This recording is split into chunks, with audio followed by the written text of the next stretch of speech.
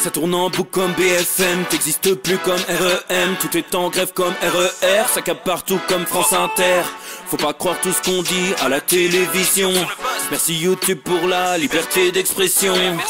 C'est pas la vérité absolue, c'est de l'info et de l'actu. Si t'as un doute sur le contenu, check les sources ou le nombre de vues. C'est pas la vérité absolue, c'est de l'info et de l'actu. Si t'as un doute sur le contenu, check les sources ou le nombre de vues. Calme-toi Dimitri, la force tranquille, ça tape dans le mille. De midi à minuit, dégomme les mensonges comme des quilles. Depuis qu'il y a des séances publiques, je veux plus au cirque mais à l'hémicycle. Scandale politique et médiatique, pour rien rater il faut que tu cliques. Mec c'est Rémi, le meilleur du pire en ligne de mire. Aucun parti pris, que des avis bien réfléchis. J'suis encore bourré comme un Polac, donc j'pensais voir Laurent Ournac. J'crois que j'suis toujours à côté de la plaque, mais en politique j'sais qui est le crack. Ouais j'sais qui est le crack. Juste milieu. J'crois que j'sais qui est le crack. Ça lit des kilomètres de presse pour faire un résumé express. Ça charbonne comme un chinois avec la qualité d'un bavarois. On sera en retraite après notre mort, on sera bouffé par l'inflation. Dans le doute je vais voter Voldemort pour les prochaines élections. Passe de la country à la drill sans transition. C'est pas une bonne idée de me confier cette mission. Si t'aimes pas, dégoûte pas les autres. C'est pas moi qui le dis, moi je suis le roi des pauvres. Pour réfléchir j'ai qu'un euro, mais au moins je tomberai pas dans la fraude. Je le prononce Mittel, comme Angela Merkel. Désolé, je fais ce que je peux, je trouve ma répartie chez Lidl. Des enquêtes exceptionnelles, pas de langue de bois et de l'humour. La revue c'est juste mensuel, les vidéos c'est juste tous les jours. Ouais c'est juste tous les jours. Juste milieu. Regarde ça tous les jours. Juste milieu. Désolé pour mon manque de répartie. Je sais même pas ce que je débite. C'est dur la géopolitique. Ou un peu comme ma... République. Ma République, non? C'est dur la République quand même, non? Ouais? Non? Ah non, c'est mou, non? Ouais, les mecs se font chier, on dirait un peu. Ouais, c'est un peu mou. Enfin, ça dépend dans quel pays. Ouais. Bah, j'y connais pas grand chose, moi. Et c'est quoi une démocratie déjà?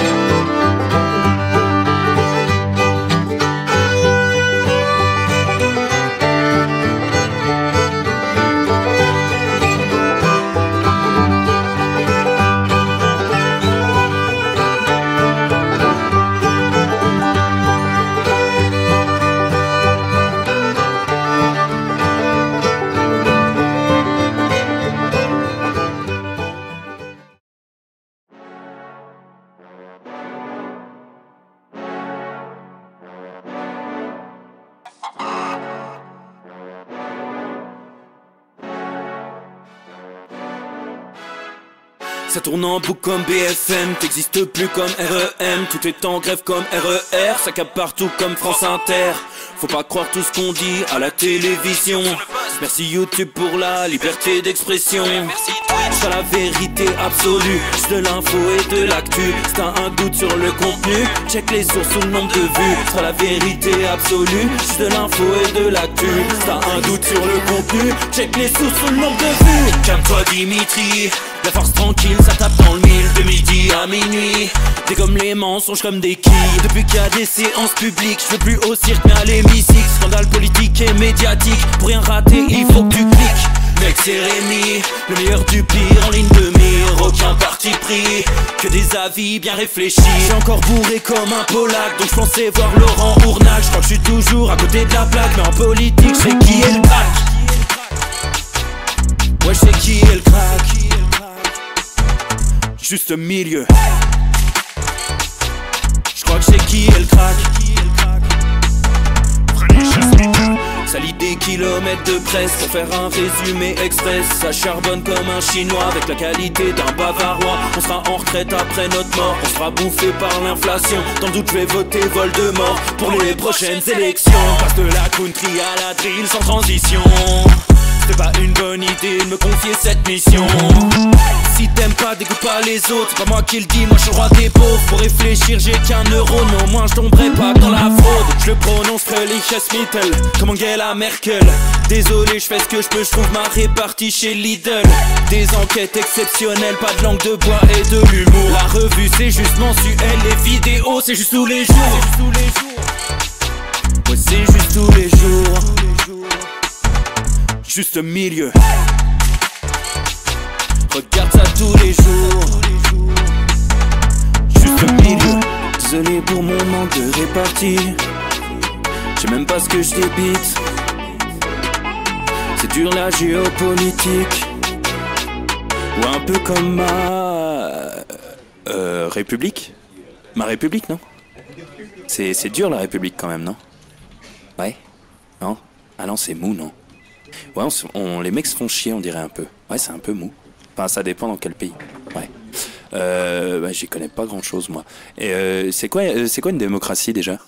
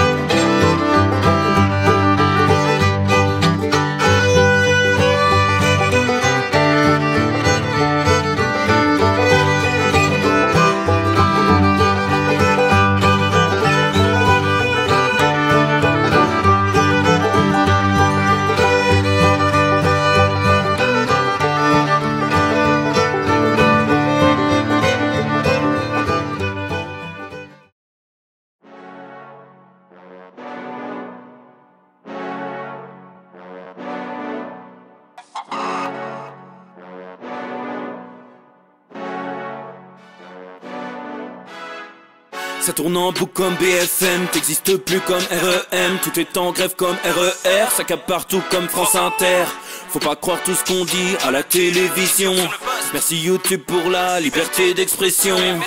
C'est la vérité absolue, c'est de l'info et de l'actu. Si t'as un doute sur le contenu, check les sources ou le nombre de vues. C'est la vérité absolue, c'est de l'info et de l'actu. Si t'as un doute sur le contenu, check les sources ou le nombre de vues. Calme-toi Dimitri, la force tranquille, ça tape dans le mille. De midi à minuit, t'es comme les mensonges comme des quilles. Depuis qu'il y a des séances publiques, je veux plus au cirque mais à l'hémicycle. Scandale politique et médiatique, pour rien rater il faut que tu cliques. Mec c'est Rémi, le meilleur du pire en ligne de mire. Aucun parti pris, que des avis bien réfléchis. J'suis encore bourré comme un Polac, donc j'pensais voir Laurent Ournac. J'crois que j'suis toujours à côté de la plaque, mais en politique j'sais qui est le crack. Ouais j'sais qui est le crack. Juste milieu. J'crois que j'sais qui est le crack. Ça lit des kilomètres de presse pour faire un résumé express. Ça charbonne comme un chinois avec la qualité d'un bavarois. On sera en retraite après notre mort, on sera bouffé par l'inflation. Dans le doute je vais voter Voldemort pour les prochaines élections. Passe de la country à la drill sans transition. C'était pas une bonne idée de me confier cette mission.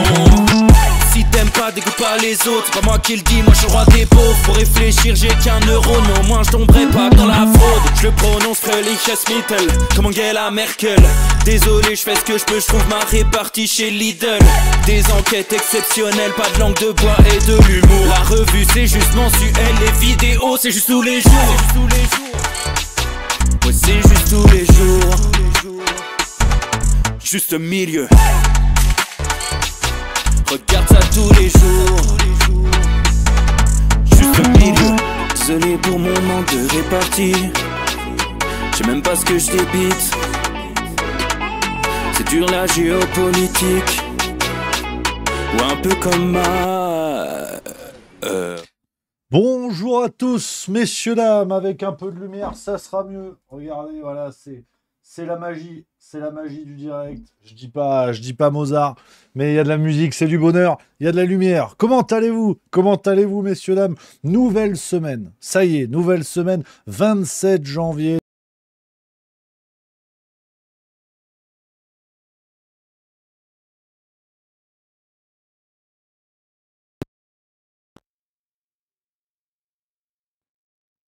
Allô Houston à la base. J'avais vu que ça avait coupé. Maintenant, il n'y a même plus de suspense. Je l'ai vu. J'ai un câble qui déconne. Faut pas trop que je touche au câble. Voilà, c'est très important. Donc, les amis, j'espère que vous allez bien. J'espère que vous êtes en pleine forme pour cette nouvelle semaine qui nous attend. Semaine de Jobard, semaine de Loubar. Voilà, je crois qu'on peut le dire. On a plein de choses qui vont arriver cette semaine, les copains. Et surtout que, avant d'attaquer tout ça, avant d'attaquer les réjouissances, c'est la fête. On peut le dire. Ça y est, 400 000 abonnés sur YouTube. Ça y est, on a réussi, les copains. Samba do Brasil. On y est, les copains. C'est énorme. Voilà, merci à vous. Tu vois, je sirote une petite infu pour l'occasion. On n'a pas peur de faire la fête, hein. On n'a pas peur. Donc, merci les copains, que du bonheur. Voilà, cette aventure qui continue. Vous êtes de plus en plus nombreux et c'est un truc de fou. Voilà, je crois qu'on peut le dire. Alors, il va se passer plein de choses. Cette semaine, il va se passer plein de choses, les amis. On va parler, alors je vous préviens, demain, pas de Juste Bistrot. Voilà, déjà, ça c'est acté. Voilà, vous avez gagné. Voilà. Vous m'avez cherché, alors vous m'avez pas cherché, mais vous avez quand même gagné. Il n'y a pas de jupe demain. De retour mercredi. Et mercredi, alors, c'est à la fois un coup de gueule, à la fois je vais faire mon boulot, à la fois j'en ai plein le cul, je sais pas trop où j'en suis. Mercredi, enquête sur Sarah Knafo. Voilà. On va parler d'elle, on va discuter, on va se poser des questions. Je vais faire mon boulot comme avec n'importe quel autre candidat politique, mais je commence à en avoir plein le fiac. Ah ouais, ah non, ah ouais, ah non, ah non, ah non. Alors, vous avez peut-être vu, je vous raconte le contexte et je pense que je vais volontairement charger la mule parce que c'est un truc qui me gonfle.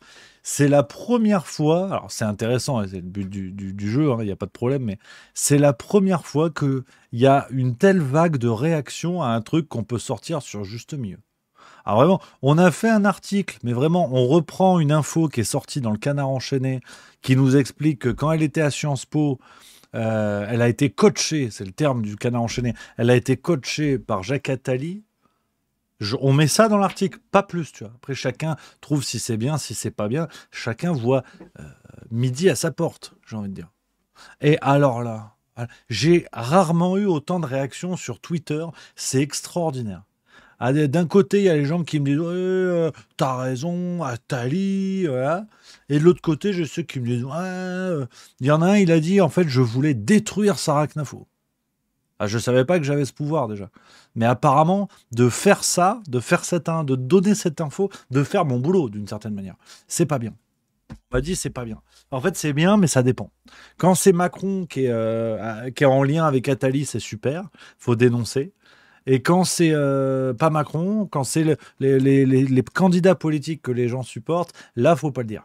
Et non, ça marche pas comme ça. Donc évidemment, ça me donne encore plus envie d'ailleurs d'aller chercher et de voir qui se cache derrière le personnage de Sarah Knafo. Donc mercredi, je vais faire mon boulot, ni plus ni moins. Regarder d'où elle vient, son parcours, ce qu'on nous a dit dans la presse. Et puis voilà. Voilà. Je ferai mon boulot, c'est tout, hein, pas plus, hein. Mais ça me rend évidemment taquin, de toute évidence. Donc vous avez le programme de mercredi, les amis, bien sûr. Euh, Je prends vos petits messages. Je prends vos petits messages.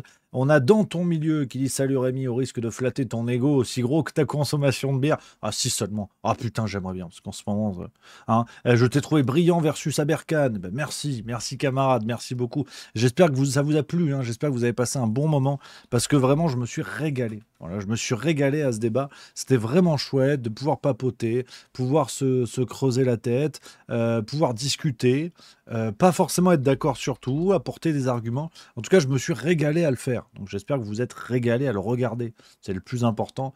Et on adresse le bonjour, on adresse le coucou à Idriss Aberkan, évidemment, évidemment. Voilà, voilà les amis. Alors, détendez-vous, hein, détendez-vous sur Sarah Knafo. On va en parler mercredi, ne vous inquiétez pas. Il y a DarkJog76, il dit elle est surcotée, Knafo. Ouais, attends 2 secondes. On va en parler, on va voir après. On va discuter. Hein. Voilà. Je suis content, là, les commentaires sont sympatoches. Il y a IMD80 qui dit je me suis régalé aussi. Et voilà. C'était topissime. Saupoudré d'humour nous dit 20K91 que j'embrasse. Bah, que du bonheur. Merci à Dans ton milieu qui vient d'offrir 5 subs. Voilà, merci camarades. Les heureux gagnants qui sont Fouestus, Je stream demain, Bad Mulch, Inlakesh 1 et Holisty. Merci beaucoup. Mais attends, Bad Mulch, c'est pas le camarade chez qui j'avais papoté? Ah bah attends, si c'est lui, c'est une bonne nouvelle, il doit être heureux comme tout. Attends, non, comment il s'appelait? Non, c'était pas... Si, Badmol chez lui. Oh oh bah, j'espère que ça va, hein. J'espère que ça roule, bisous, bisous camarades. Mais comment ça marche les cadeaux de sub comme ça? C'est offert à des gens en direct ou des gens qui suivent la chaîne Twitch? Je crois qu'ils sont dans le chat. C'est ceux qui sont dedans, en direct là. Ouais. Oh le Badmol, gros. Il a abonné, oh. Ah super. Bisous. Non, blague à part, je reviens quand tu veux. Je sais pas si tu m'entends, Bad Mulch, avec grand plaisir. Grand plaisir pour refaire ça. Hein. Moi, à partir du moment où tu dis pas que je suis nazi, moi, je suis prêt à parler. Hein, pas de problème. Hein. Donc, non, avec plaisir, camarade. DarkJoke76 qui dit vivement mercredi, juste mieux, ça va être épique dans le chat. Non, enfin, qu'on soit bien d'accord, les amis, je vous le dis tout de suite et je le redirai mercredi. Je trouve que Sarah Knafo est un personnage intéressant parce qu'elle sort de nulle part. On ne sait pas ce qu'elle fout là. On nous a expliqué que en fait. Ça devait être une conseillère de Zemmour. Finalement, quand il se tire aux États-Unis, il n'y a que elle qui parle. Zemmour, tu as l'impression que c'est son porte-bagages pour les voyages. Et on se rappelle que la campagne présidentielle, il y a eu toute une campagne People pour nous dire elle est enceinte, ils vont être parents. Bon, ben, on n'a plus de nouvelles de ça. Tout est comme ça en fait. Tout est déjà très mystérieux. Bon, derrière, c'est pas un parcours quand même extraordinaire, mais elle est en première ligne de tout. Ils font 2% dans leur pauvre parti, on parle que d'elle. Donc, on va mettre tout ça à plat. On va regarder tout ce qui est sorti dans les médias, les éléments, et on va voir. Et chacun se fera son avis, et je ferai un boulot juste milieu, comme d'habitude. Mais je pars du principe que quand j'en mets plein la gueule à des proches de Macron, qu'on va regarder leur casserole et que tout le monde applaudit, en tout cas que les anti-Macron applaudissent, je vois pas pourquoi je le ferais pas avec des gens du RN. On a déjà fait une vidéo sur Bardella d'ailleurs là-dessus. Je vois pas pourquoi je le ferais pas avec Sarah Knafo, avec Louis Boyard, avec tout le monde en fait. Donc je pars du principe qu'on ne peut pas aimer juste milieu, si tant est que voilà, vous appréciez le boulot, on ne peut pas l'aimer si c'est que dans un sens. Sinon c'est ridicule en fait. Sinon, ça n'a aucun sens. Et c'est pas crédible ce que je fais. Donc moi, j'en mets dans la gueule de tout le monde. Et après, s'il y en a qui sont pas contents, ils sont pas contents. Mais c'est le jeu, c'est normal. Hein. Mais sinon, c'est un truc qui me gonfle aussi de temps en temps. Je l'ai vu un petit peu dans des commentaires sous la vidéo d'Idriss Aberkan. Et c'est intéressant parce que on voit bien que la notion de juste milieu, elle est intéressante pour la plupart des gens quand ils n'arrivent pas... Enfin, comment dire, la notion de juste milieu devient dérangeante quand ça nous pousse à penser contre nous. C'est-à-dire que j'ai fait des critiques sur Trump chez Idriss Aberkan et il y avait des commentaires de gens qui disent je vais me désabonner, il tape sur Trump, c'est un gauchiste. Tu dis mais attendez, vous rigolez ou enfin que quand j'en mets plein la gueule à Biden, tout le monde est comme ça et quand c'est Trump, ça va pas. Ça peut pas marcher en fait, c'est pas cohérent. Donc moi, ma raison d'être, c'est ça. notre travail, il a cette qualité d'être dans tous les sens, sinon c'est pas rigolo. Et je l'ai déjà dit, demain, un Alexis Poulain se présente au présidentiel officiellement, je ferai le même boulot. Avec un Florian Philippot, j'ai fait le même boulot, on l'a déjà reçu sur la chaîne, j'ai déjà opposé des arguments.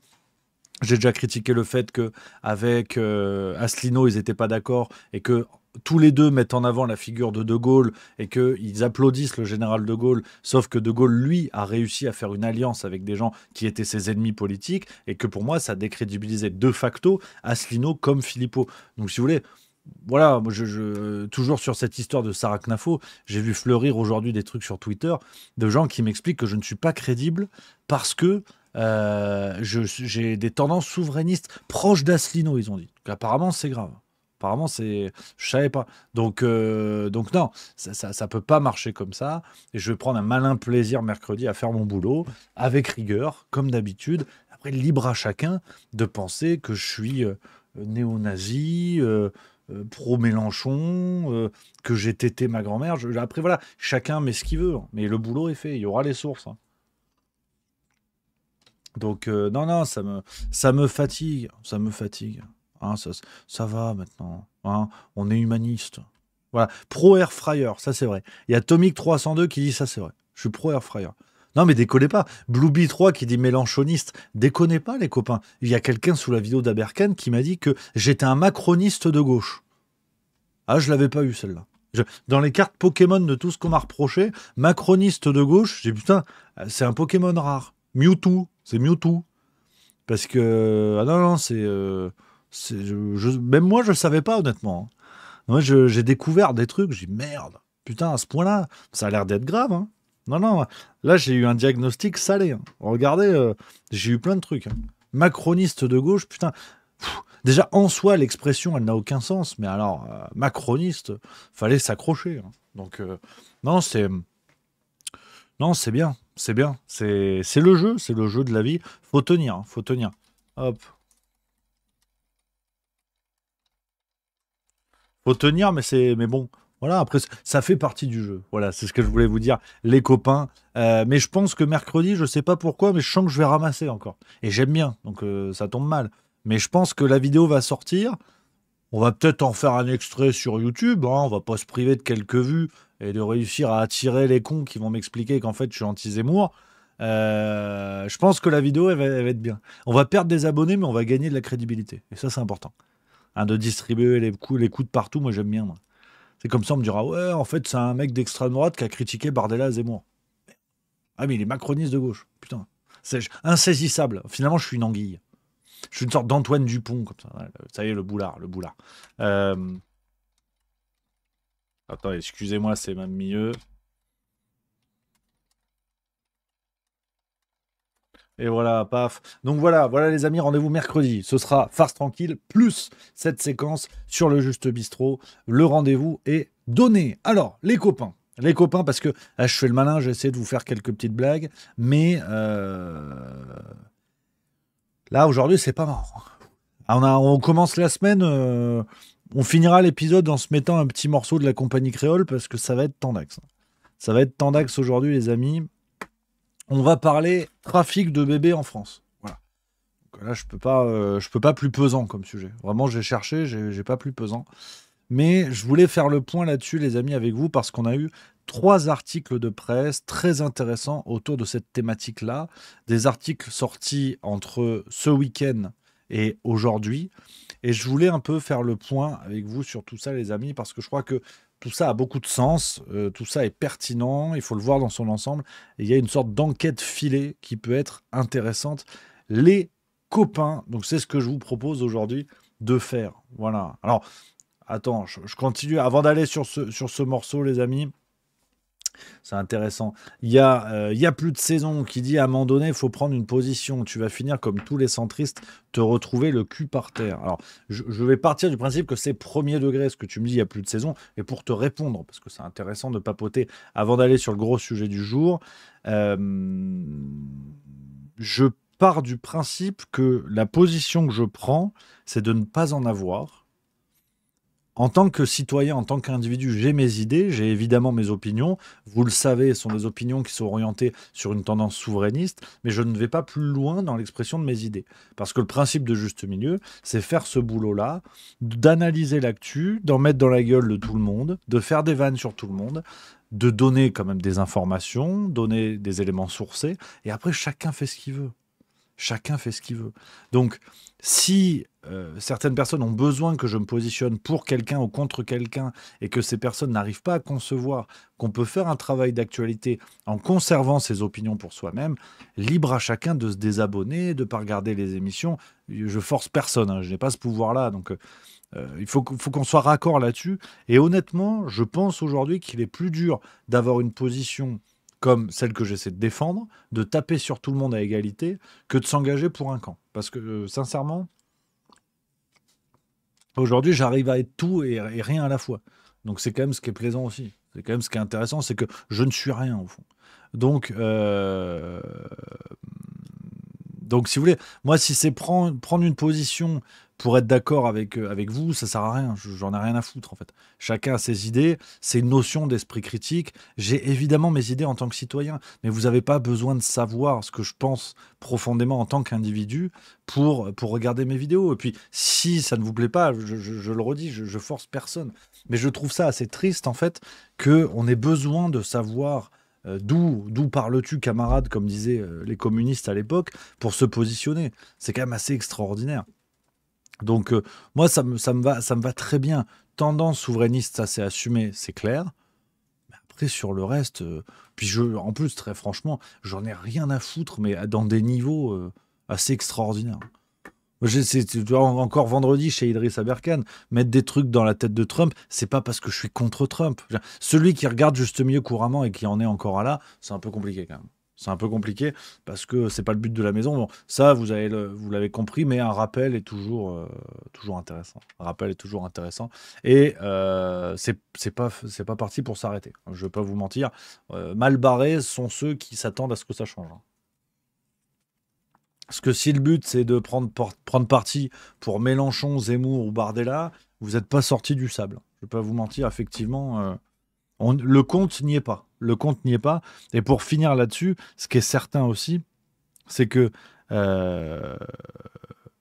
je me positionnerai le jour où je trouverai un candidat qui correspondra vraiment à mes idées.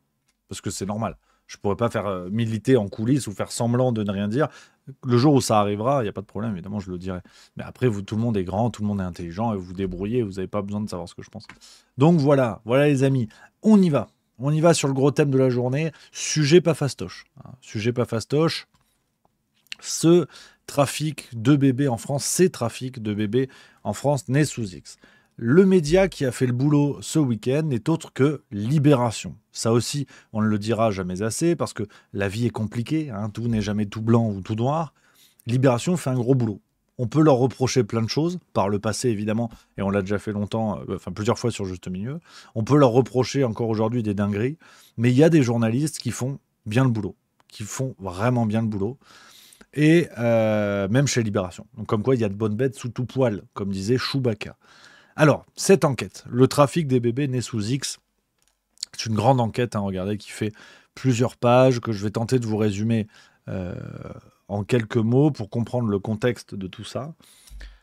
Vous avez cette enquête, donc du 25 janvier, qui nous explique, je cite, pendant des dizaines d'années, des trafics de bébés ont prospéré sur le sol français. Il ne s'agit pas là de dérives de l'adoption internationale, désormais documentée, mais bien de pratiques illicites sur notre territoire. Donc, c'est le point de départ de l'article. Ce que je viens de vous lire, voilà, c'est une sorte de résumé de ce papier. Pourquoi je vous parle de ça? Pourquoi Libération parle de ça? Ils ont mis en lumière beaucoup de choses, ils ont récolté plusieurs témoignages qui mettent en avant l'existence de ce genre de filière qui, dans la majeure partie des cas, allait récupérer dans les maternités des enfants nés sous X pour les faire adopter. À l'encontre même de la volonté parfois de la mère, souvent esseulée, qui n'avait pas tout le temps donné son consentement pour la naissance sous X. Ce genre de situation sordide, comme on peut l'imaginer, c'est le point de départ de ce que je vous proposais. On va parler de deux autres articles qui, sur le papier, n'ont rien à voir, mais un peu quand même. Donc on est sur quelque chose de sordide, hein. Libération nous remonte un peu le dossier. On parle d'une instance qui s'appelle, d'une association qui s'appelle les Berceaux de Rouen, fondée en 1941 par une certaine Édith Paradis. Et Libération nous explique que d'autres réseaux du genre ont existé à Lille, Paris ou encore Montpellier. Donc on parle de filières installées, existantes, avec un fonctionnement assez clair comme celui que je viens de vous expliquer. Je me suis noté un petit truc là-dessus. Voilà, je vous donne un exemple, hein, ce que nous dit Libération sur le type de situation qui pouvait se produire. Les fraudes prenaient plusieurs formes et se cumulaient parfois. La première, radicale, la reconnaissance mensongère consistant à déclarer le bébé d'une autre comme le sien. Quand le gynécologue avait d'un côté une fille enceinte hors mariage et de l'autre un couple en mal d'enfants, ce fut le cas au berceau de Rouen. Tout laisse penser que le médecin complice établissait un faux certificat de naissance. Sans test ADN, la fraude est compliquée à établir.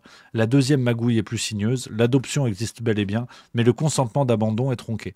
Plusieurs femmes que Libération a interrogées racontent avoir subi des pressions pour abandonner leur bébé et ne pas avoir été informées de leur droit de rétractation de 2 mois.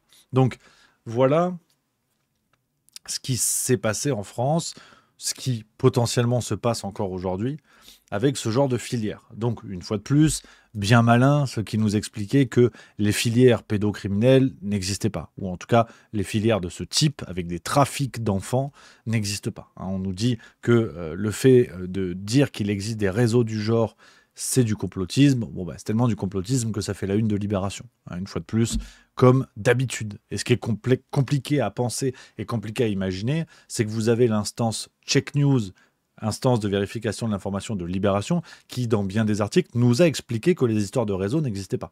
Donc, dans le même journal, on a la preuve qu'il peut y avoir des contradictions éditoriales assez massives. Donc, vous avez compris l'idée sur ce papier de Libération. Et ce qui est intéressant dans ce papier, c'est qu'on nous explique que ces réseaux existent, ces filières existent, à l'encontre de la loi, bien évidemment. Mais dans cette première enquête, on n'évoque pas du tout le volet pédocriminel, d'enfants détournés à travers ces filières pour intégrer des réseaux d'abus sexuels sur mineurs. L'article n'en parle pas du tout. L'article de Libération n'en parle pas du tout. Sauf que Libération va en parler 2 jours plus tard. Dans un article où on se dit, ça n'a rien à voir. En tout cas, c'est pas la même enquête, c'est pas le même journaliste. Et pourtant, j'ai eu du mal à ne pas y voir un lien. Je vais vous montrer. C'est dans le Libération d'aujourd'hui, du 27, et ça fait suite à ces révélations. On en avait parlé dans le Juste Bistrot, là je fais appel à votre mémoire, la révélation de l'affaire de la rue du Bac. Donc, qui est un scandale pédocriminel d'ampleur, où on retrouve des gens comme Gabriel Matzneff, par exemple, vous situez un petit peu de quoi on parle, et qui nous parlait d'un réseau pédocriminel en plein Paris, avec à l'intérieur des grands noms qu'on retrouve dans la presse, qu'on retrouve dans le beau milieu parisien, au su et au vu de tout ce petit monde, sans aucun problème. Donc ça, c'est Libération qui avait fait ses précédentes révélations. Je vous renvoie vers la vidéo de Juste Milieu où on en avait parlé, les copains. Qu'est-ce que nous dit Libération dans ce nouvel article? On nous parle encore de la piste d'un trafic d'enfants. Des documents officiels issus des archives de la Charente-Maritime que révèle Libération attestent de graves manquements au sein d'un organisme d'adoption français. Comme Inès Chatin qui a dénoncé les crimes sexuels d'une bande d'intellectuels parisiens, des enfants ont pu être adoptés par des familles abusives. Donc, évidemment, on est tenté de faire un lien entre les deux affaires. Si on est complotiste. Alors, aujourd'hui, on va pas se mentir, c'est quand même dur de ne pas l'être, complotiste. Là, j'avoue que ça devient de plus en plus dur. C'est pas que je veux pas faire d'efforts, mais quand même. Mais quand même, là, c'est un petit peu tendax. Donc, ce papier, là encore, je vous le résume, les amis. On a donc ce que je vous expliquais sur la rue du Bac, et on a un passage qui, encore une fois, vraiment nous repousse les frontières de l'horreur sur le choix qui était fait des enfants dans ces filières d'adoption. Je vais vous lire le passage. Attendez que je vous retrouve ça. Excusez-moi parce que j'ai pas pu mettre en fluo. Voilà. Sans aller jusque-là, je vous lis. Inès Chatin observe que dans son milieu d'origine, le Paris huppé de la rive gauche, de nombreux couples ayant eu recours à des procédures d'adoption bâtissaient ainsi leur filiation. Le premier enfant était souvent un garçon à la peau blanche, celui qui porterait le patronyme et assurerait la descendance.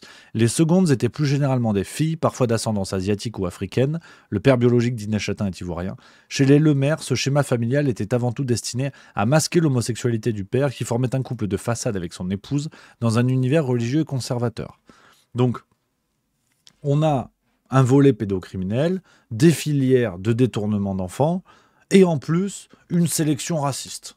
Donc vraiment, on a tout là-dedans. On a tout dans cette affaire, donc, et ça n'est que mon avis, je le redis, là c'est une interprétation que je fais, mais je crois que Libération est en train de lever un bout du voile sur une organisation de réseaux et de filières en France, des organisations pédocriminelles dont on ne mesure pas l'ampleur. Mais vraiment, on ne mesure pas l'ampleur de ce genre d'affaires. Je crois qu'on est encore très très loin de la réalité parce que ça sort à découvert, on sort ces affaires et personne ne s'en soucie. Et je vous avais parlé d'un 3e article. Ce que je vous dis, c'est qu'avec ce que je viens de vous révéler, normalement, tout le monde vomit. C'est sordide, c'est inimaginable, et rien ne nous dit que cela est disparu, que ça ne soit plus le cas. Et moi, je me suis dit, mais mince, quand même, pourquoi tout le monde s'en fout à ce point-là? Eh bien, on a peut-être une réponse. On a peut-être une réponse dans l'Express du 23 janvier. On a un autre article sur la question de la protection de l'enfance. Je vais vous montrer cet article. Alors là encore, accrochez-vous. Voilà. Bon, je vous lis, vous vous débrouillez avec ça. Regardez cet article de l'Express que vous pouvez consulter évidemment pour ceux qui veulent. Les violences faites aux enfants, visiblement, ça n'intéresse pas. Avec peu de porte-voix, la protection de l'enfance peine à mobiliser la conversation politique et donc la conversation publique et donc les décideurs politiques. Pardon. Ça, c'est dans l'Express, donc un journal tout à fait sympatoche. Je vais vous lire un passage pour comprendre comment cette question de la protection de l'enfance est considérée chez nos politiciens, et ça commence à l'Élysée, ça commence tout en haut. Je vous lis un extrait. Je vous lis même 2 paragraphes. Introuvable. Le 23 décembre, lorsque le secrétaire général de l'Élysée, Alexis Collère, égrène les noms des nouveaux ministres du gouvernement Bayrou, l'enfance n'est pas évoquée. La ministre déléguée Agnès Canaillé, jusqu'alors chargée de ces questions, n'est pas reconduite. La thématique ne fait pas non plus partie du portefeuille de Catherine Vautrin, nommée ministre du Travail, de la Santé, des Solidarités et des Familles. 5 jours plus tard, Emmanuel Macron annonce finalement la création d'un haut commissariat à l'enfance, réassurant sur les réseaux sociaux que la protection des plus jeunes est au cœur de son engagement. Selon Le Figaro, qui révèle l'information, le chef de l'État souhaiterait externaliser la gestion de ce dossier et ainsi la préserver de l'instabilité politique. Un argumentaire dont se méfient les professionnels du secteur, dépités par l'impossible mise en œuvre des initiatives lancées par les gouvernements successifs et le manque d'investissement politique sur le sujet. Donc on récapitule l'idée. La question de la protection de l'enfance, au départ, était une attribution ministérielle. Vous aviez une ministre déléguée qui était chargée de ça. Cette ministre n'a pas été reconduite. Mieux que ça, l'appellation, la thématique ne fait plus partie des attributions de la ministre du Travail, de la Santé, des Solidarités et des Familles. Donc, officiellement, on n'en a plus rien à foutre. Officiellement, on n'en a plus rien à foutre. C'est-à-dire qu'on ne reconnaît plus ce combat-là de manière publique dans les attributions ministérielles. Tous les gens sur le terrain sont démunis. Je ne parle même pas des moyens financiers qui sont donnés. Donc voilà la réalité, si vous voulez, à l'Élysée, de ce que ça donne. Mais on a encore plus sordide. Je vous lis ce qu'on a, le témoignage d'un politicien. Se mobiliser politiquement sur ces sujets, ce n'est que des problèmes. Lâche sans détour l'IS loufoque, ancien enfant placé et actuel candidat du nouveau Front populaire lors des élections législatives en Isère. C'est un secteur extrêmement complexe, difficile à faire bouger, pour lequel il faut accepter de se fâcher avec des élus locaux, trouver les bons moyens de pression, etc. Personne n'a envie de ça, alors même que ce n'est pas une thématique qui va rapporter des voix, évoque-t-il. Voilà. Est-ce qu'il y a besoin d'analyse? Est-ce qu'il y a besoin de plus? Je crois pas, hein, je crois pas. Je crois que c'est assez clair, hein. Officiellement, on s'en branle, hein, on s'en fout complètement. Parce que, en partie, on te dit, ça rapporte pas de voix. En partie, voilà. Donc, en même temps, sur la question de la protection de l'enfance, on est quand même toujours au niveau de ce paradoxe. Alors, ce paradoxe un petit peu bizarre. Tout comme, si vous voulez, imaginons une situation qui n'existe pas, hein. Je prends un exemple comme ça, hein. Vraiment, hein. On a un président de la République qui a été condamné pour fraude fiscale. Je vous pose une petite question. Vous devez répondre, c'est une sorte de quiz finalement. Vous avez un président qui a été condamné pour fraude fiscale. A-t-il intérêt à encourager la lutte contre la fraude fiscale? Réponse A, oui. Réponse B, non. Réponse C, je m'en cire complètement. Voilà, dites-moi un peu dans le chat. C'est une sorte de qui veut gagner des millions. Alors vous n'allez rien gagner du tout parce que bon bah on est foutu. Mais juste voilà pour savoir pas. Est-ce que le bon sens commun nous amène tous vers une réponse unanime ou pas?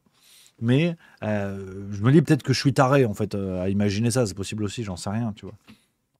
Mais juste de savoir un petit peu ce que vous en pensez, quoi. Ce que vous en pensez là-dessus. Parce que à un moment donné, il faut quand même mettre les choses à plat. Et si vous voulez, quand vous avez un président, et c'est toujours la même histoire, c'est toujours la même rengaine, j'imagine cela, attention, je ne fais pas d'allégation, hein. J'imagine que cela eut un sens, hein. Quand on parle d'un président dont le rapport à la sexualité a été chamboulé à minima par le fait d'avoir rencontré son actuelle femme lorsqu'il avait 14, 15 ou 16 ans, selon les articles de presse. Donc on est sur une question assez liée quand même au combat pour la santé mentale, pour la sexualité des jeunes, l'encadrement de la sexualité des jeunes, la lutte contre l'emprise psychologique. Quand vous avez ça, en plus ce même président qui nous a été présenté comme un séducteur, hein, dans les médias, est-ce que ce président a intérêt à lutter contre ce genre de faits? Réponse A, oui. Réponse B, non. C'est toujours un peu le même quiz. Donc, je voulais vous parler de ça, les amis. Bon, c'est une forme de coup de gueule, mais mon coup de gueule, on s'en cire. Juste de vous parler de ça, de vous parler de ces 3 articles vraiment qui sont sortis entre samedi et aujourd'hui, où vous voyez que le boulot est fait. Et je le redis, c'est très important. Je tape volontiers sur Libération par rapport à certains comportements passés, certains articles passés qui encore aujourd'hui me semblent tout à fait scandaleux, évidemment. Mais quand le boulot est fait, il faut le dire. Parce que c'est trop facile de dire « ouais, tous pourris, les médias, c'est que de la merde ». Pour beaucoup, oui, il y a souvent des trucs pas cool, mais il y a du boulot qui est fait. Et là, en l'occurrence, vous avez Libération qui met en lumière un scandale pédocriminel, qui met en lumière l'existence de ses filiales, et je trouve que c'est mieux que rien. Combien d'autres médias ne le font pas? Donc, je pense que c'est important, et c'est que mon avis. C'est important de le souligner, c'est important de rappeler que bravo, quand le boulot est fait. Mais la réalité du terrain, c'est celle-là. On vous explique dans un média français, disponible dans tous les kiosques du pays, on vous explique l'existence d'un trafic de bébés. Qui en a parlé aujourd'hui? En tout cas, depuis la sortie de l'article ce samedi, quel média en a parlé? Je suis pas en train de vous dire, c'est juste milieu, on est super, je m'en cire, c'est pas ça la question. Dans les médias mainstream, dans les médias connus, subventionnés, qui s'en est fait l'écho? Et du côté des citoyens, est-ce que vous avez vu des chaînes de messages? Est-ce que vous avez des messages WhatsApp dans vos boucles de famille, de boucles d'amis, de gens qui vous ont parlé de ça? On parle d'un trafic de bébés. Je ne vois pas ce qu'on peut faire sous les de pire, hein, sincèrement. Donc, c'est un truc de dingue, si vous voulez. L'impunité qui existe, certes, dans les tribunaux sur ce genre d'affaires, mais l'impunité morale dans notre société. Si je vous parle de ça, c'est aussi pour que tout le monde prenne conscience. Alors, vous, chez Juste Milieu, voilà, non, vous êtes super. Puis on vient d'en parler, donc vous en êtes conscient. Mais on parle souvent de fenêtre d'Overton, vous le savez, c'est cette histoire de comment on arrive à faire accepter des événements, des comportements, des règles à un peuple tout entier qui, de facto, ne voudrait pas accepter ces changements-là. C'est la fenêtre d'Overton. Comment petit à petit on manipule l'opinion publique pour en venir à accepter aujourd'hui ce qu'elle rejetait férocement hier. Bon, eh ben ça marche, ça marche. Ça marche. Regardez, un trafic de bébés en France, tout le monde s'en branle, mais complètement. Et je ne fais pas de la démagogie à 2 balles, je ne fais pas ça pour faire chialer dans les chaumières. C'est mon boulot de parler de ce genre d'actu, donc je fais mon boulot. Mais là, on parle, je ne vais pas le redire 1000 fois pour faire chialer les gens, mais un trafic de bébés, si vous voulez. Qu'est-ce que, enfin, je vois pas ce qu'on peut de pire en vérité. Je vois pas trop. En France, et ça passe. Et ça passe. Édouard Philippe avait raison. Et ça passe. Donc l'illustration de la fenêtre d'Overton, c'est pas tant de la redouter, c'est de se rendre compte des domaines dans lesquels elle se manifeste. Et aujourd'hui, on est en plein dedans. En plein dedans. Tout ce que je vous dis, tout le monde s'en fout complètement. Donc, c'est assez sidérant, ce genre d'affaires. À mon petit niveau, faire en sorte d'en parler, voilà, pour mettre en lumière tout ça. Mais je suis sidéré. Je vous avoue, les amis, je suis sidéré par le silence que cela peut trouver. Et donc, d'où j'espère à notre petite mission, à notre petit niveau de parler de ça. Je prends vos petits messages, les amis, dans le chat. Dites-moi un petit peu ce que vous en pensez de cette histoire-là. Antoine Job qui dit: et si c'est pour dire que ça a existé à un endroit, mais il y a prescription et enterrer le reste, c'est une interprétation possible, tout à fait. Anarchy08, Rémi, je ne suis pas tout à fait d'accord avec toi. Autant ils font un article sur le sujet, mais j'aimerais savoir s'ils vont creuser le sujet sur le long terme et le mettre systématiquement en avant. De mon point de vue, ça ressemble plus à de la posture qu'une réelle prise de position. Je suis d'accord. Je ne peux pas être en désaccord avec toi.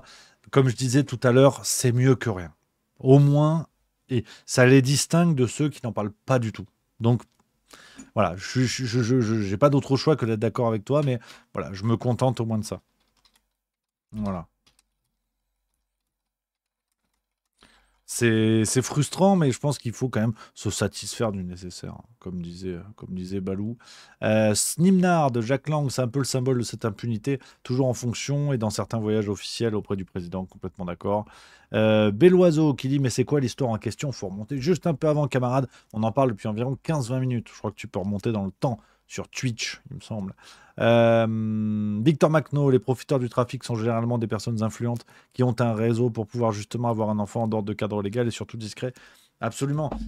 Une fois de plus, hein, ça met en lumière les comportements médiatiques où, quand il s'agit, si vous voulez, d'affaires secondaires qui ne mettent pas en jeu des personnes de premier plan, là on en parle. Hein. Regardez par exemple l'affaire Lola.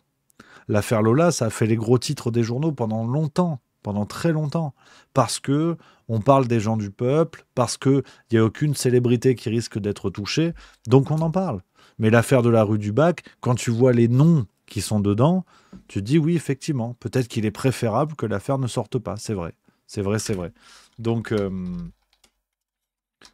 voilà, c'est assez sidérant, mais c'est manifeste, c'est clair, si vous voulez. Tartiflette 974 qui dit: s'il te plaît, ne salis pas le terme camarade, laisse-le à la gauche. Cher ami, je fais précisément ce que je veux. Hein, précisément ce que je veux. Attention, faut se détendre. Si je veux, je dis camarade, c'est normal. Puis, je fais ce que je veux. Comme pour l'oublier non plus. Magnoulou qui dit: premier live pour moi, je suis ravi. Merci Rémi, bienvenue. Bienvenue. Il y a plein de petits nouveaux, les amis. Vous êtes nombreux déjà hein, sur Twitch. Vous êtes 540. On fait performance extraordinaire en ce moment. Merci les amis. Merci. Sur TikTok, vous êtes une centaine aussi. Voilà, c'est super. Sur Uber Eats, vous êtes 0 parce qu'en fait, voilà. Il y a Clémentin Ovitch qui dit: salut camarade, et salut aussi à toi, voilà, on a le droit. Tokyo Story, premier live aussi, bienvenue les amis, bienvenue dans la grande famille du Juste Bistrot. Anarchy08 qui dit: sauf que camarade est un terme communiste, pas de gauche. Ouais, calmez-vous quand même. Tout le monde est énervé, hein, faut se détendre. Hein. Tartiflette 974 qui dit: je me répète, le complotisme est une maladie mentale. Alors oui, à n'en pas douter, mais par rapport à quoi? Pourquoi tu dis ça? On peut papoter avec plaisir. Ah oui, alors, tiens, sans transition. Alors ça aussi, c'est un truc de dingue. L'affaire Didier Bourdon. Alors là, qu'est-ce qui s'est passé? Alors, tiens, mais vraiment, on passe du coq à Francis Lalanne. Qu'est-ce qui s'est passé? Didier Bourdon. Alors, je vais vous remonter le dossier. Honnêtement, j'ai beaucoup de réserves. Ça me paraît énorme, cette affaire. Ça me paraît énorme. Alors, je vais vous remonter le dossier. Il y a une chaîne YouTube qui a fait le taf et qui a recité toutes les vidéos. Alors, naturellement, je ne vais pas le retrouver. Bon, c'est pas grave, on va les avoir dans l'ordre. Voilà. C'est une histoire de dingo. Et là, je pèse mes mots. Alors, vous allez voir, voilà, c'est croustille. Ah non, ça va être croustille, vous allez voir. Donc, Didier Bourdon, vous vous rappelez, on l'adore. Je sais que c'est un débat qui nous a valu déjà de grands sujets dans le Juste Bistrot, de grandes heures du Juste Bistrot. On y reviendra un petit peu sur la position que j'avais là-dessus, mais rappelez-vous, en plein Covid, l'ami Bourdon nous disait ceci. Même si on doit tous crever, moi je préfère me faire vacciner parce que pour rester sur Terre avec les pauvres connards qui ne sont pas fait vacciner, je préfère passer de l'autre côté. Les vaccins contre le Covid, ça vous intéresse ou pas ça? Je crois que ça peut rapporter pas mal. Oui, je crois qu'il y a Sanofi quand même qui commence à pointer. Ouais. Ils sont un peu en galère. Ce matin, ils ont tout reporté. Là. Ouais. Encore? Ouais, encore. Ouais. Mais l'action Pfizer est montée dans les tours. Hein, donc, bon. Écoutez, je veux pas me plaindre parce que mon fils travaille pour Pfizer. Donc, ah bon Ah bah dis. Le nombre de gens qui sont... Donc, petit résumé des séquences Didier Bourdon au moment du Covid. Alors, forcément, ça lui a valu un boycott assez massif, en tout cas du côté des gens opposés au Covid, qui en avaient gros sur la patate. Ça a valu à Didier Bourdon une mobilisation populaire de gens qui ont voulu boycotter ces nouveaux films, nombreux, très nombreux. Alors, est-ce que c'est ce boycott qui a entraîné le retournement de veste que je vais vous montrer ? Est-ce que les films n'auraient pas marché non plus, même sans boycott ? Moi, je milite aussi quand même pas mal pour ça, parce qu'il y a une sacrée paire de bouses. Mais voilà, alors, une séquence, je mets beaucoup vraiment de prudence, les amis. Vous connaissez la guinguette. Je vois pas, en fait, pourquoi cette séquence serait faussée, qu'on soit bien d'accord. Je vois pas pourquoi ce serait manipulé ou je sais pas quoi, mais soyons prudents, parce que le retournement de veste ferait passer Manuel Valls pour un homme d'église. Écoutez, c'est une séquence qui tourne depuis un peu moins de 48 heures avec Didier Bourdon. Voici ce qu'il nous dit. Bonjour Didier Bourdon, expliquez-moi sur cette histoire des anti-vax. À l'époque, alors je crois qu'en plus la phrase a été un petit peu mal écrite, c'est que moi j'étais contre le vaccin pour moi et pour mes enfants, d'ailleurs je n'ai pas voulu. D'accord. Mais je voulais pas, je ne suis pas non plus un scientifique, dire que le vaccin c'est vrai, mais je pensais, et j'ai eu raison, que pour les personnes fragiles peut-être, mais pas pour les autres. D'ailleurs mon fils a un Covid long d'ailleurs. D'accord. Je ne sais pas si c'est à cause du vaccin ou de la maladie. Bon, ouais. Et quand j'ai dit ma phrase, j'étais un peu alambiqué parce que je disais comme ma femme, ma mère voulait se faire vacciner, si elle, entre guillemets, j'ai pas dit comme ça, elle meurt du vaccin, je préfère d'ailleurs mourir avec elle plutôt que de me retrouver tout seul avec les connards qui auraient eu raison de ne pas se faire vacciner. Mais c'était au 4e degré, comme j'aurais pu dire les enfoirés, quoi. Les enfoirés qui auraient eu raison. Quoi, et c'est pour ça me blesse, parce que parfois des gens, d'abord traiter les gens de connards au premier degré, je crois que les gens me connaissent depuis longtemps, c'est pas mon style, je fais toujours de l'humour quand je veux piquer des gens. Mais alors après, j'ai remarqué quand même, il y a des gens, même si tu leur expliques, non, il a dit ça. Pour ceux qui continuent à penser que je suis un con, Voilà. Donc, déjà, on comprend pas tout. On comprend pas tout ce qu'il dit. Honnêtement, ça m'étonnerait pas que ce soit une connerie. Ça m'étonnerait pas que ce soit une vidéo un peu trafiquée et tout. J'ai beaucoup de peine à y croire. Parce que je me dis, vaut mieux qu'ils disent rien que ça. Donc, j'en sais rien. Franchement, prudence, les amis. C'est vrai que si c'est de l'IA, parce que maintenant, il faut penser à ça. Si c'est de l'IA, il faut être prudent. Est-ce que c'est peut-être une vanne? Ou est-ce qu'il est premier degré? Franchement, j'en sais rien. Franchement, j'en sais rien. Je sais pas trop quoi vous dire, les amis. C'est très chelou. Ce retournement de veste, le rétro-pédalage assez extraordinaire. Si tant est que ce soit vrai, on comprend pas tout à ce qu'il dit. On comprend quand même pas tout. Donc, bon... Je sais pas trop quoi vous dire. Je suis partagé. Olivier Marstrez qui dit il essaie de sauver son cul. Peut-être, mais je veux dire, de cette manière-là, il vaut mieux rien faire, quoi. C'est ça, en fait, qui m'interpelle. Je sais pas. Je sais pas quoi en penser.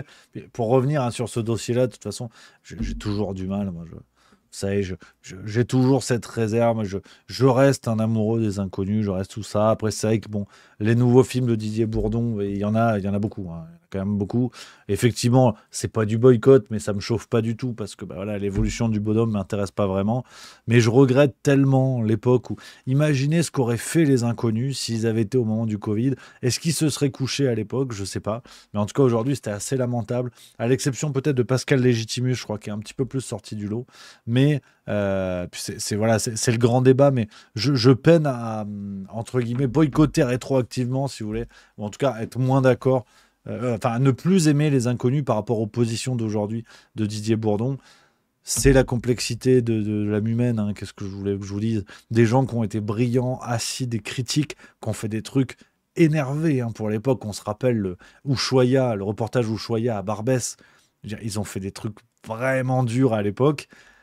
Bon, bah voilà, aujourd'hui, ils sont ce qu'ils sont devenus, surtout Didier Bourdon, parce que je trouve que le fait de dire je regarde plus les inconnus à cause de lui, bah finalement, ça met à l'ombre les deux autres, hein, Bernard Campan et Pascal Légitimus, qui n'ont pas pris des positions aussi cons. Donc, j'ai du mal à condamner pleinement, mais je respecte, hein, ceux qui ont envie, voilà, de dire ça suffit, il a fait des conneries, il n'y a pas de problème. Alors, dans la catégorie pompe à vélo du showbiz, on a aussi Monsieur Weber, hein, Monsieur Weber, Jacques Weber, alors là encore grand comédien que je connais peut-être moins, hein, dans les œuvres, à part une pub pour les yaourts, sauf erreur, mais ça c'est à cause de ma culture pas ouf, qui nous a dit ceci sur RTL, écoutez, 2 minutes de bonheur. Enfin, je suis un homme engagé comme je l'espère encore. Il faudrait que beaucoup de gens le soient beaucoup plus.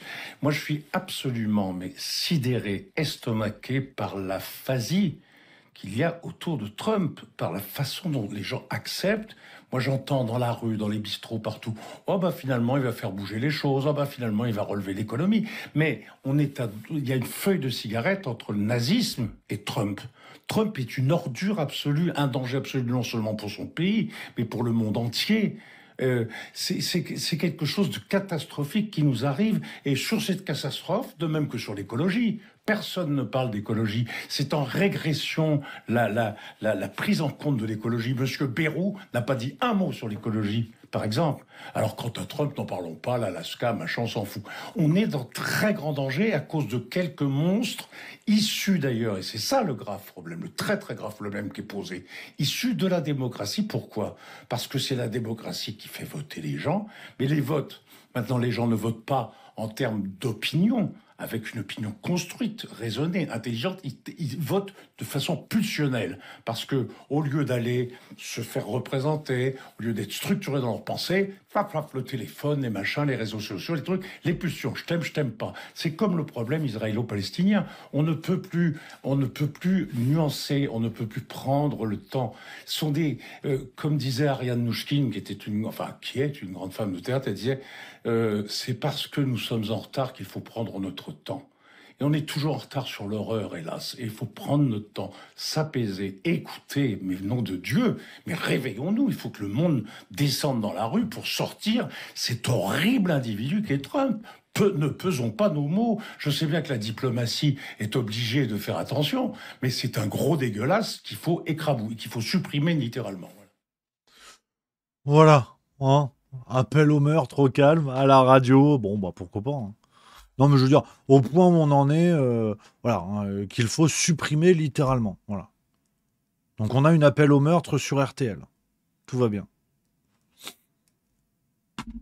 Non, mais puis ce qui est bien, c'est que le mec te dit il faut le supprimer 35 secondes après avoir dit un petit peu de nuance, s'il vous plaît.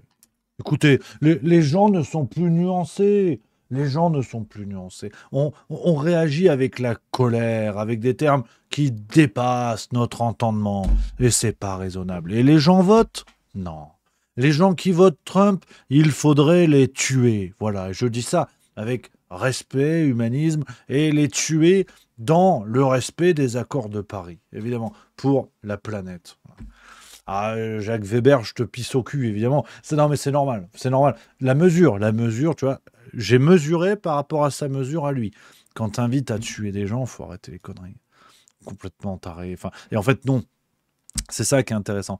Ce serait trop facile, en fait, de dire il est complètement taré, machin. C'est ridicule, hein, la psychiatrisation de l'adversaire. Je pense que le plus intéressant dans ce que dit Jacques Weber, qui nous rappelle, par exemple, cette séquence incroyable, on va se la remettre parce qu'on est dans la veine.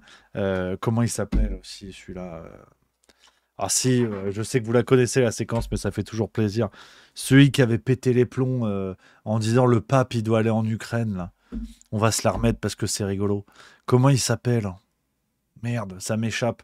Non, c'est pas Enrico Macias. Non. Vous allez le retrouver, je suis sûr. Celui qui avait pété un câble complet en disant le pape... Oh voilà, Francis Huster.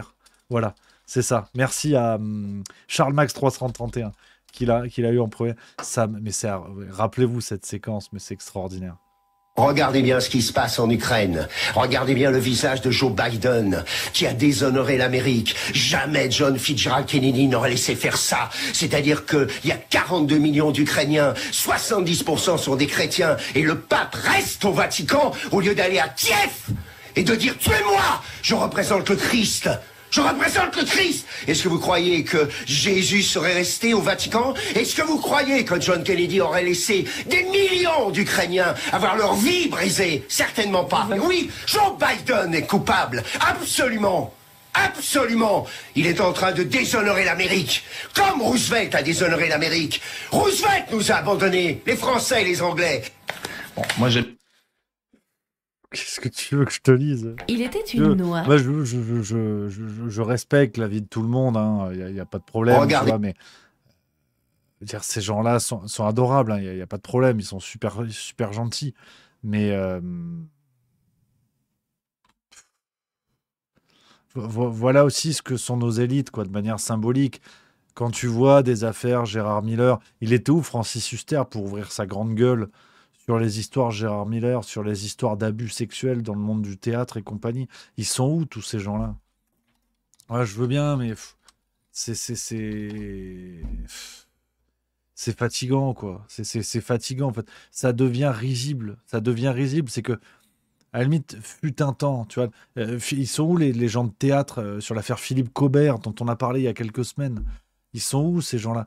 Moi, je veux bien, mais le problème, c'est que ces élites bourgeoises, et notamment les élites culturelles incarnées par Francis Huster et Jacques Weber, n'ont même plus la hauteur morale d'avant, n'ont même plus l'image, l'admiration que les gens leur portaient. Aujourd'hui, c'est réservé à un petit groupe de citoyens. Et c'est une mauvaise chose, assurément, parce que les gens vont moins au théâtre, s'intéressent moins au travail de ces gens-là.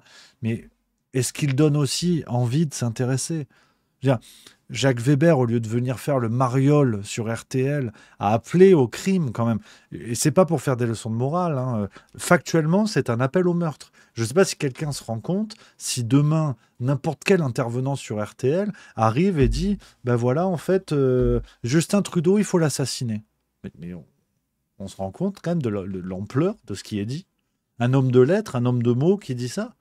Mais c'est pas sérieux. Et il n'y a aucune poursuite judiciaire. Et il n'y a personne qui va s'en plaindre. Il n'y a personne qui va demander des excuses, qui va demander tout ça. Donc, bien évidemment que ces comportements sont éthiquement condamnables, mais fut un temps, les gens de théâtre, les gens de cinéma avaient au moins une image qui leur permettait de prendre des positions un peu, un peu compliquées à tenir, des positions que l'on n'aurait pas franchement acceptées ailleurs. Mais aujourd'hui, ce sont des rats du remblai. Jacques Weber, t'es qui, en fait? Francis Huster, vous avez une jolie carrière derrière vous et ça force l'admiration et le respect. Mais aujourd'hui, ce sont plus ou moins des vieux aigris, ceux qui, s'ils n'ont pas une couverture médiatique, déjà, on leur demande leur avis. L'avis de Jacques Weber sur la géopolitique, qu'est-ce qu'on en a à branler, quoi? C'est malheureux, hein, mais qu'est-ce qu'on en a à foutre? Parce que rien ne va dans cette séquence. Si on l'analyse premier degré, vous avez Jacques Weber qui dénonce le fait que les électeurs de Trump s'informent sur les réseaux, sur les téléphones, comme il dit, mais une radio en France demande l'avis d'un acteur pour parler politique américaine. Donc il est lui-même le symptôme de ce qu'il reproche, si vous voulez. C'est là où ça ne tient même pas intellectuellement. C'est extraordinaire. Je prends les messages du chat parce que ça crée les débats et c'est chouette, hein, on papote. Il y a Kalias FR qui dit « Mais mec, si tu avais été à l'époque de Hitler, tu aurais aussi appelé au meurtre, non ?» Je respecte ta position, mais si Trump égale Hitler, là, je peux plus rien, par contre. Ah, effectivement, je suis pour le débat, il n'y a aucun problème. Et tu peux nous rejoindre sur le Discord juste au milieu, le salon vocal général. On peut papoter, et tous les avis sont évidemment respectés. Mais comparer Trump à Hitler, sur la base de quoi, en fait? Je veux bien, c'est un débat. Hein. Kalias FR qui dit, bah bien sûr, pas de problème. Mais sur la base de quoi, en fait? À part d'une volonté morale de faire peur aux gens, de dire Trump c'est Hitler, factuellement, en quoi la comparaison est censée? Et deuxième question, est-ce que tu penses qu'elle rend hommage, d'ailleurs aux victimes dont on parle aujourd'hui, peut-être plus que d'autres jours, par exemple de la Shoah? Est-ce que Trump est responsable d'une forme de Shoah aujourd'hui? Alors, Kalias FR qui dit le salut nazi d'Elon Musk. C'est bien ce que je dis. Enfin, je veux bien que j'ai l'impression que bon, politiquement, c'est pas ta tasse de thé. Mais soyons sérieux, je veux dire, enfin. Et Kalia SFR qui dit qu'il va faire des déportations massives aux US. C'est-à-dire. Il va faire, parce que c'était il va faire au premier mandat aussi. C'était pareil. C'était il va faire 4 ans et il n'y a rien eu, en fait. Donc, si tu veux, je respecte les avis politiques des uns des autres, il n'y a évidemment aucun problème. Mais le procès en nazisme va avoir l'effet inverse. Hein. Plus vous allez voir du nazisme partout, plus le jour où ça va vraiment revenir, on va pas le voir passer et on va pas rigoler du tout, quoi. C'est pas sérieux, des déportations de masse aux États-Unis. Enfin, ayez au moins du respect pour l'histoire. Ayez au moins du respect pour les victimes d'Hitler, les victimes de la Shoah, quand même. Enfin, moi, en fait, c'est ça qui m'interpelle dans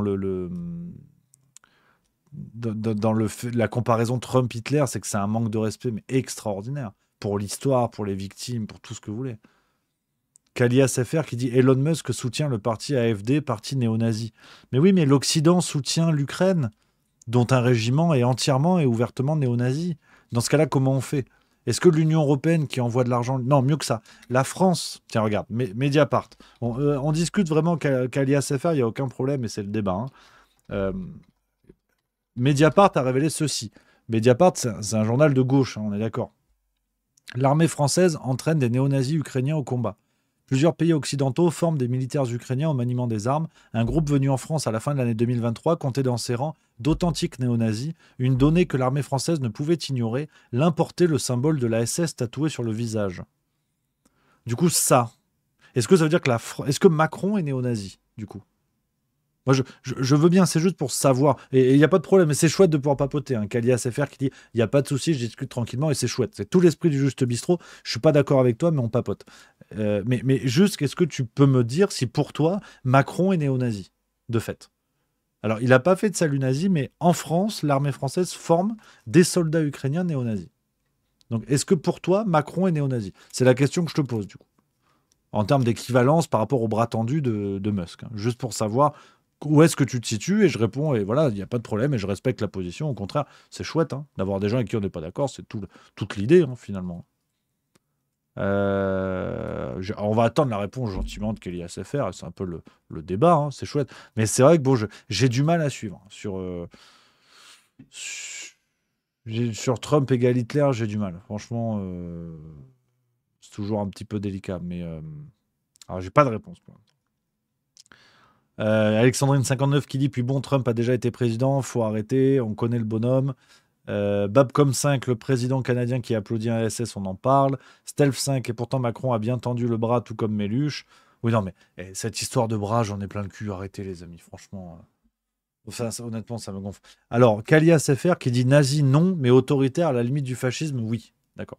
Bon, là, je suis pas du tout d'accord avec toi, mais c'est intéressant. Mais je veux dire, au bout d'un moment, je pense qu'il faut quand même faire preuve d'honnêteté intellectuelle. Une photo d'un instant arrêté d'Elon Musk qui tend le bras, c'est néo-nazi, et former des soldats néo-nazis sur le sol français, ça ne l'est pas. Faut pas non plus prendre les gens pour les cons. Hein, faut pas prendre les gens pour des cons. Faut quand même être honnête intellectuellement. L'armée française forme des soldats néo-nazis et tu es en train de m'expliquer que c'est moins grave qu'Elon Musk qui tend un bras. Faut arrêter. Et quand bien même Elon Musk a des sympathies néo-nazis, pour moi, les deux le sont. Sans aucun doute. Mais là, m'expliquer que c'est à la limite du fascisme, on se fout de la gueule de qui? Enfin, cet aveuglement volontaire, au bout d'un moment, faut arrêter. Je sais pas si tu es de gauche ou d'extrême gauche, cher Kalia SFR, je te prête pas d'intention, je te prête pas, mais faut arrêter, je veux dire, mais faut arrêter les conneries. Mais vous n'allez rien gagner avec ça, C'est terrible de voir du nazisme partout. C'est ridicule. Minimiser le fait qu'il y ait des soldats ouvertement néo-nazis en Ukraine, dont un qui a un symbole SS tatoué sur le visage. Et ça, c'est moins grave que Elon Musk. Franchement, j'ai du mal à ne pas voir à minima une équivalence. Mais soyons sérieux intellectuellement, puis... Enfin, ça m'interpelle. Mais c'est intéressant, hein, c'est le débat et c'est chouette. C'est toute l'idée du Juste Bistrot. Alors, tu es en train de m'envoyer un lien, Kalia SFR, mais j'ai pas le lien dans le chat. Tu me dis, peux-tu regarder cette très courte vidéo de quelques secondes? Ça s'affiche pas, j'ai des astérisques. Je peux pas voir le lien. Donc, dis-moi quelle vidéo tu veux montrer. Je peux. Mais non, c'est vrai que enfin, en plus, je te prête pas des intentions qu'AliasFR, je sais pas, mais je m'adresse aux gens de gauche en général qui veulent combattre Trump. Vous vous fatiguez à chercher des comparaisons avec le nazisme qui n'ont pas marché, vu que le mec est revenu au pouvoir. Vous voyez bien que ça marche pas. Attaquez-le sur son programme économique, attaquez-le sur son néolibéralisme, attaquez-le sur le transhumanisme de Musk, où là, on a clairement des visées eugénistes. Là, il y a de quoi faire, là, il y a de quoi dire, et je serais complètement d'accord avec vous. Alors, que je sois d'accord, on s'en branle, mais pour moi, c'est pertinent. Vous allez avoir des éléments pertinents. Mais attaquer Trump sur le nazisme, ça n'a pas marché. Les gens n'y croient pas. Il a été réélu. Parler du néolibéralisme, parler du fait que ces promesses économiques sont intenables pour beaucoup. Mais pourquoi vous vous évertuez à taper sur des trucs qui ne marchent pas? Enfin, je comprends même pas, en fait. Je comprends même pas. Pourquoi vous perdez du temps? Enfin, et surtout que, dans le même temps, vous faites ce raccourci Trump-nazi qui ne fonctionne pas et qui exaspère les électeurs de Trump, et vous chialez quand on fait le même parallèle qui n'a aucune crédibilité intellectuelle, Mélenchon-Hamas. C'est le même niveau zéro de cohérence intellectuelle. Vous vous plaignez qu'on le fasse sur vous et vous faites pareil en face. C'est quoi ce débat de guignol qu'on a? On a un débat de pimpin où les gens pleurent qu'on utilise des méthodes malhonnêtes intellectuellement pour mieux faire la même chose en face. C'est débile. Je suis désolé, mais politiquement, le niveau est débile aujourd'hui. C'est vraiment se plaindre de prendre des coups de bâton pour en donner. Enfin, sérieux, faut arrêter les conneries. Trump est pas plus nazi que Mélenchon et Hamas. Faut arrêter. C'est n'importe quoi. Je trouve ça, mais dommage, sur des sujets d'une telle importance, je trouve ça hallucinant qu'il y ait un tel niveau ridicule de débat sur ces questions-là. Mais bon, c'est que mon avis, et c'est pas grave, et c'est chouette, et c'est le débat. Et merci en tout cas, cher... Attends, je veux pas écorcher ton pseudo. Il est où? Merde, attends, je l'ai paumé. KaliasFR, c'est chouette, voilà, qu'on ait des gens qui sont pas d'accord, et ça fait plaisir. Voilà, KaliasFR qui dit merci pour cet échange. Et ben voilà, j'aime ça. J'aime ça, c'est l'esprit Juste Bistrot, tu vois, on n'est pas du tout d'accord, mais on papote. Et ça, c'est chouette, et comme quoi c'est possible. Donc ça fait plaisir, c'est tout ce qu'on aime. Les amis, je vais devoir vous abandonner pour ce soir, petite émission. Demain, j'ai un impératif, je ne suis pas là. Voilà, c'est dit, au moins c'est clair, c'est net. Voilà, pas de Juste Bistrot. On se retrouve mercredi. Alors mercredi, soyez là, ça va chier des bulles carrées. Ça va chier des bulles carrées. On va mener notre petite enquête sur Sarah Knafo. Donc voilà, c'est les pro-Zemmour qui sont pas prêts à discuter, allez à la piscine, parce que sinon ça va être compliqué. Et la farce tranquille, évidemment la farce tranquille. Et vendredi, je vous donne d'ores et déjà rendez-vous pour une vidéo sur Claude François. Voilà les copains, un petit peu le programme de cette semaine. Donc je vous dis rendez-vous après-demain pour le Juste Bistrot, les amis. Et en plus, vendredi, c'est 6 Nations qui commence. On fera une émission, pas spéciale, mais on va bien en parler vendredi, du tournoi des 6 Nations. Je vais vous donner mon avis, mes pronostics. Soyez là, parce que comme d'habitude, il n'y aura pas un pronostic juste. Donc ça va être sympa. Je vous embrasse. Merci d'avoir été là, très nombreux. Vous êtes près de 2000 au moment où je vous parle. C'est que du plaisir. PVP Cash qui dit merci pour cette chaîne Twitch. Ça fait du bien d'avoir un avis éclairé sur cette plateforme. Merci à toi, camarade. C'est que du plaisir. C'est que du bonheur. Merci d'être là. Merci pour ce débat encore à KaliasFR. C'est tout l'esprit Juste Bistrot, c'est tout ce qu'on aime, ça fait plaisir. Je vous embrasse, je vous aime, vive la rigolade, vive la France. À mercredi dans le Juste Bistrot.